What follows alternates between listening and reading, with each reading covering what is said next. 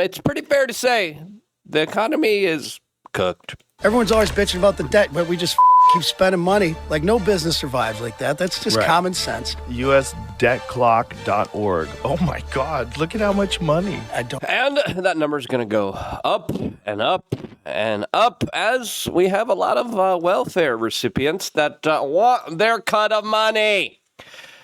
As the United States is making some very interesting moves right now, specifically when it comes to soy, when it comes to steaks, when it comes to American foreign policy. Some good, some bad, some awful. We're going to get into it as, of course, there's so much news coming in. I can't just focus on one particular topic. I want to focus on so many of the different topics that are unfolding right now. And we're going to get into a lot of stuff, specifically when it comes to China. Web services being down, this scuttlebutt that, of course, is unfolding with potential war with Venezuela.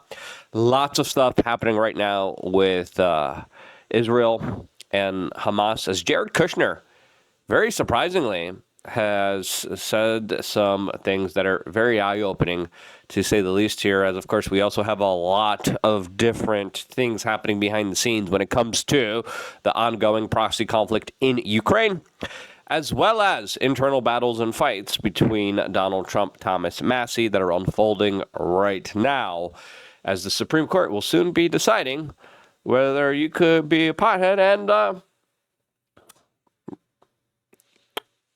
use the Second Amendment. What will they decide? We're going to get into all of that, as well as all the breaking news in this particular video and a lot more. If you appreciate these type of discussions, subscribe, click the notification button, as, of course, today's just one of those days where just the news is just wild. And I think some of the biggest, wildest news is around the U.S. economy. I mean, truly. Look at what's going on right now. Gold continuing to surge. I mean, it's not surging by accident. There's something else going on.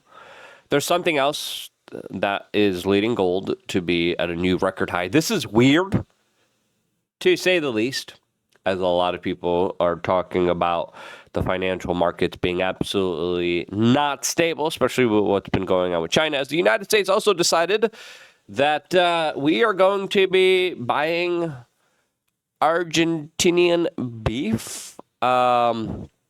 Yep, that's what Donald Trump announced, as he now is giving a big bailout package to Argentina. Now, again, I like the president of Argentina. I like Argentina. I like Argentinian beef. I like that beef will be lower price. But this definitely really isn't a Make America First type of ethos, as there's American cattle ranchers that probably feel a particular way about this, and I would say that they should be the priority here, personally, myself speaking. The question is, what do you have to say to U.S. farmers who feel that the deal is benefiting Argentina more than it is them, as they are Argentina's fighting for its life, young lady. You don't know anything about it. They're fighting for their life. Nothing's benefiting Argentina. They're fighting for their life. You understand what that means? They have no money. They have no anything. They're fighting so hard to survive. If I can help them survive in a free world, I happen to like the president of Argentina. I think he's trying to do the best he can. But don't make it sound like they're doing great. They are dying. All right? They're dying. Yep. Listen, the situation isn't good in Argentina, as people are responding to this. The issue isn't the lack of meat processors. I have cattle, but few buyers in the slaughter market. As people are saying, end regulation of processors, allow competition, as a lot of people are saying, replace Argentina with Gaza. And he might actually be right about something for once. As other people are saying, he just took out the U.S. cattle industry. Hopefully not, as it looks like another subsidized monocrop that I'm not the biggest fan of, soy, is also not going to be imported to China. The Chinese love their soy. The Asians love soy, just in general. I don't like soy. The fact that soy is subsidized, I think it's crazy. Soy and corn in the United States, as Reuters is reporting, China is no longer importing U.S. soybeans for the first time in 7 years, as the United States is involved in a trade war. China recently said, yeah, those rare earth minerals that you guys depend on for your military-industrial complex and all of your latest tech devices, yeah, we're just going to deny them to you now. And Trump's like, why? 100% tariffs, as there's a trade war brewing between China and the United States that Donald Trump admittedly talked about, as now Brazil dominates China's soybean imports with 85.2%. China and Brazil, extensive ties. Biden made sure that Brazil was more in line with China as the pro-American nationalistic candidate was literally campaigned against by the Biden administration. The State Department that literally flew down in order to help Lula get elected is now the opposition party that was populist, was Western, is going to be in jail for a very long time. Now, there's going to be talks, high-level talks between China and the United States. We will see what will happen as Donald Trump has come out and said, I want China to thrive, but he's outlining 3 demands for Beijing before these high-level talks here. Now, obviously, the tariff talk has impacted the economy, the stock market, crypto markets, as people were betting on the short of Bitcoin. I still want to know exactly who that was. I want to know exactly what's going on. As Trump now wants China to buy soybeans. And again, I don't think we should be monocropping soybeans in the United States. That's just me personally. The fact that our economy and the U.S. government is invested in soybeans and we have to promote and sell soybeans, I don't know, man. Like, there's a lot of stuff we should be doing right, especially regenerative farming that we're not doing. Trump says China has to stop with the fentanyl. Most fentanyl is produced in China. And then Trump says he doesn't want them to play games with rare earth minerals, as Donald Trump wants the Chinese rare earth minerals that the Chinese are producing, manufacturing, and making. As here in the United States, there's a major Amazon Web Service outage that is even making sure our store is offline. All of this as now there are potential brewings of war in Venezuela. Now, before talking about this, the store that's offline, that probably will be online in a few hours, is our store called wearechange.shop. We got a lot of great supplements that we make sure we source from all over the world, some of the highest quality creatine from Germany, by the way, also available on wearechange.shop. Our other popular supplement is magnesium glycinate. Now, I like magnesium because a lot of people are deficient in magnesium. You know why? Because of monocropping. Because we keep growing soy and corn over and over on the same field, and the soil is becoming less rich, right? Less nutrients.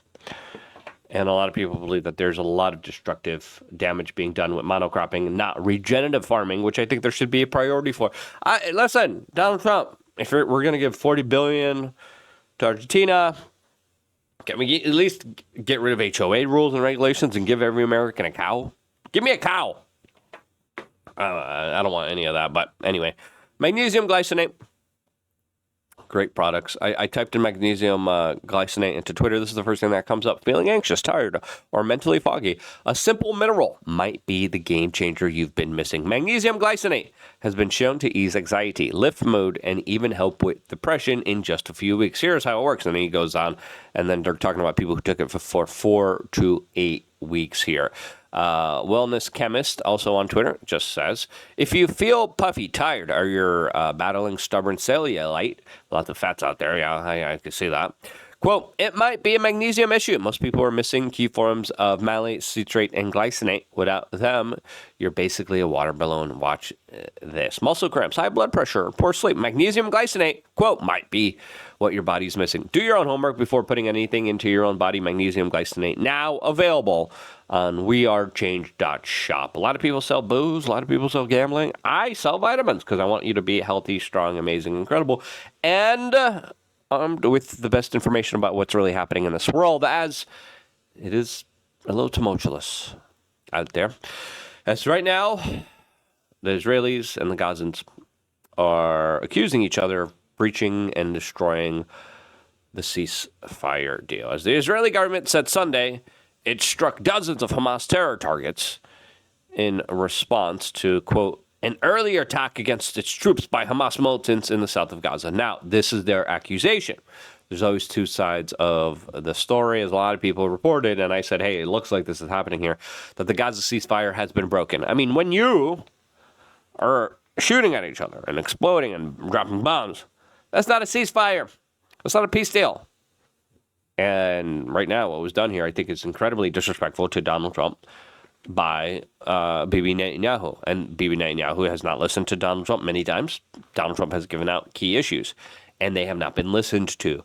by Bibi Netanyahu, as a lot of people are now reporting that the Gaza peace deal hangs by a thread.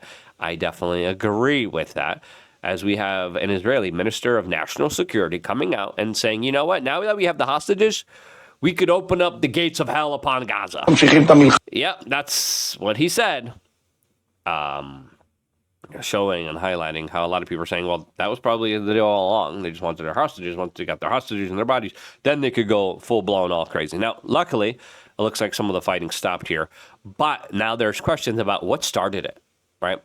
As the two IDF soldiers that lost their lives here, that was the severe ceasefire violation, is being questioned, right? Some people are saying they were in the bulldozer and they were targeting an explosion. The other side of the story, and this is according to some anonymous U.S. government sources coming out saying that according to the White House and the Pentagon, anonymous sources are coming out and saying that this was an Israeli settler bulldozer that ran over an unexploded bomb left there by the Israelis, which contradicts Netanyahu's claim that Hamas has popped up from its, quote, tunnels and attacked these two IDF soldiers. Now, if that's the case here, and it looks like White House and Pentagon sources are confirming that it is the case here, and again, they're still anonymous sources, so there's like a lot of room to like, okay, what actually happened here? What are you doing? Why are you disrespecting Donald Trump like this? Donald Trump is proud of this peace deal. He's really happy with this peace deal, and you're robbing him of that because of an accident, and you're deciding to bomb the crap out of Gaza again? Based on, without even waiting to find out what's going on here, you're deciding to just destroy all the goodwill and bomb the crap out of them. That right there is just showing you everything that you need to see here. As the Times of Israel is reporting that Trump says that it was rebels that staged this deadly attack. And again, is he just trying to save face here? Does he really mean it? The news sources are coming out saying this. And again, who do you believe in a time before? You can't believe anybody because information has sadly been weaponized to the point of great exaggeration, manipulation, and it is an information war out there. But now, a little bit of good news. After violating the peace deal and bombing and starting a bombing campaign, there's an Israeli minister came out and said, okay, the ceasefire is back on. As the Gazans are probably like, yo, what? What'd you do? Yo, bro, what? You just bombed the crap out of us? And you're going to say, okay, back on. What? What? Okay, I hope it sticks, but this doesn't sound like lasting peace. As even Jared Kushner, the guy who shared a bedroom with Bibi in his early childhood years, has come out and described what is happening to the Palestinian people is absolutely insane, as he described a situation in Gaza similar to a nuke going off in the region. October 7th for me was a shattering day.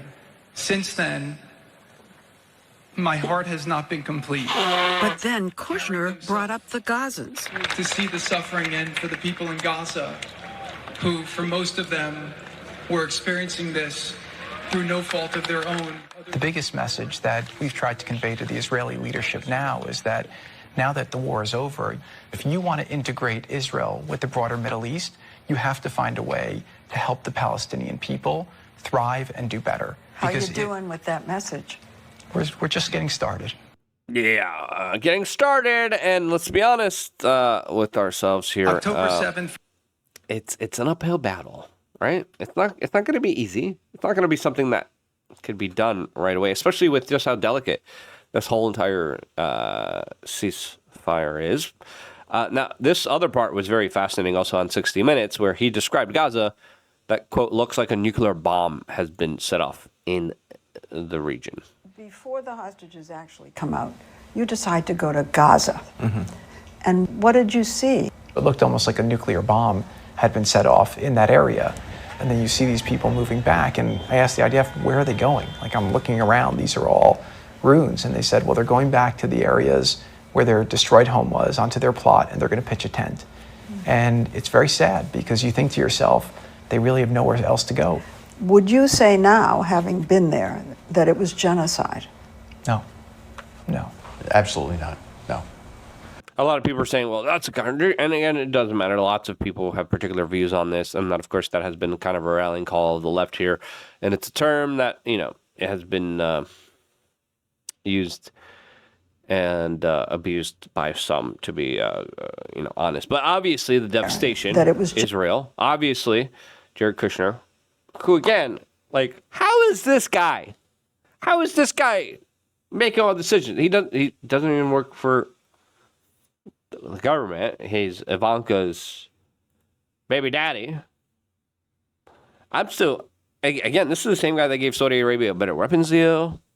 This is the same guy that, along with Ivanka, got Donald Trump to bomb Syria the first time around. That was a big wag the dog moment, though.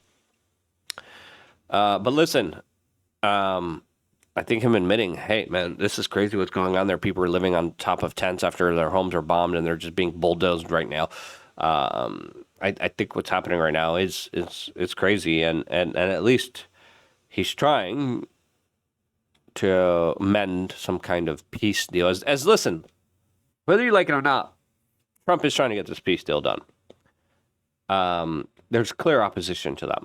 And he has also been pushing for peace with Russia and Ukraine. As Zero Hedge has a very interesting article called Slouching Towards Peace here, as Donald Trump has decided to ramp up the pressure. He's been ramping up the pressure against Zelensky, then Russia, then Zelensky, now Russia, and now Zelensky again.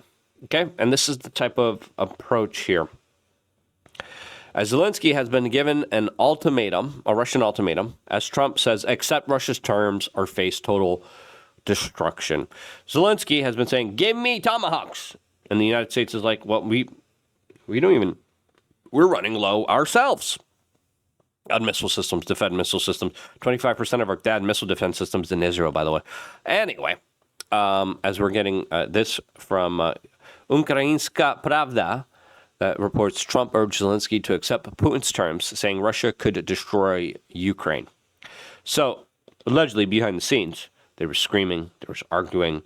There was Donald Trump saying, look, just give up some of that territory. Give up some of the land. Let's give a peace deal here. Stop being stubborn, all right? And he made arguments saying, just give up territory. Give up some territory. Zelensky responded by saying, yeah, we're not going to give anything, including Crimea, back over to the Russians. It's our land, and we're going to get it back. And he says, quote, we will not gift anything to the aggressor. Right after Donald Trump pleaded with him, told him, just take the deal. As Russia came out with a 5-point deal, saying, look, 5-point deal, this is what we want, this is what we need. And some of those key regions and territories leading to Crimea are part of that deal. Right? Some of the territories are Russian-speaking. And right now, Zelensky's like, nope, give me weapons. As now Zelensky's like, I want 25 Patriot batteries. Take the money from the Russian frozen funds, give it to me. That, of course, would severely escalate the situation, as now it looks like Italy might potentially be buying more weapons and giving them to Ukraine.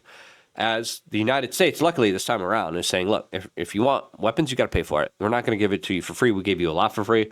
NATO and Europe overwhelmingly gave very little comparatively to the United States. The United States gave a huge, overwhelming amount of taxpayer dollars to Ukraine. Donald Trump says, no more. Give me rare earth minerals. We'll have NATO buy it, and then we'll give it to you.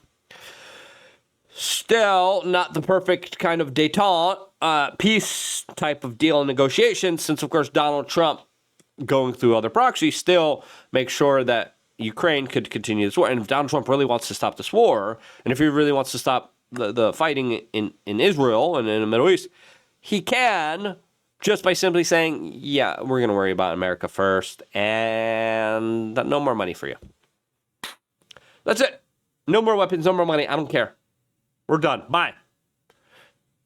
That's a very bold move. That's a very aggressive move. That's a move that would make a lot of political earthquakes that I don't think Donald Trump is ready to make. And I don't blame him. But if you really want to end these wars, just stop producing the weapons and giving them to the countries fighting the wars, and then they won't have the weapons to fight it.